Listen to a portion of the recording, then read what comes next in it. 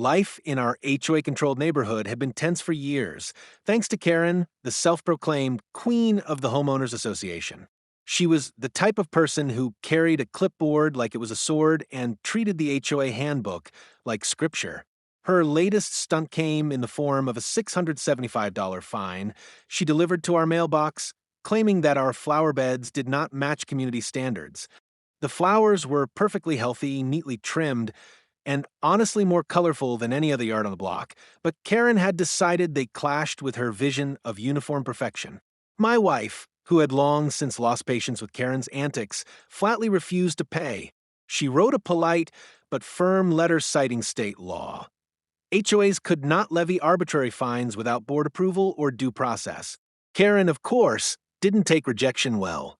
The very next afternoon, she strutted up our driveway with her phone in hand, loudly announcing that she was calling the sheriff because we were refusing lawful HOA orders. I stayed on the porch, arms crossed, watching the scene unfold. Karen dialed 911 as if she were reporting a bank robbery. 10 minutes later, a sheriff's cruiser pulled up. Karen greeted him with all the excitement of someone expecting instant validation. "Officer," she began dramatically, "these people are in violation of HOA code and refusing to pay a mandatory fine. I need you to enforce it immediately." The sheriff raised an eyebrow and turned to my wife. "Ma'am, is this true?" he asked. My wife calmly handed him a folder she had prepared, copies of HOA bylaws, state property codes, and even a letter from a lawyer friend confirming that Karen's fine had no legal basis. The sheriff flipped through the documents while Karen tapped her foot impatiently. Finally, he looked up, deadpan. "Karen, do you have any court orders backing this fine?" She blinked, caught off guard.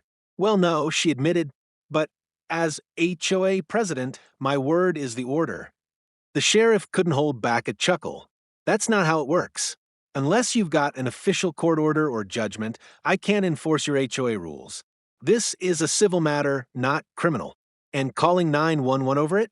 That's misuse of emergency services." Karen's jaw dropped. She tried to protest, but the sheriff gave her a warning. One more frivolous call, and she could face charges. He tipped his hat to my wife, handed back the paperwork, and left us with a smile. As Karen stormed down the street muttering about ungrateful residents, my wife and I finally exhaled. The sheriff's words still echoed sweetly in our minds. No orders, no power. And for once, the clipboard queen had nothing left to say.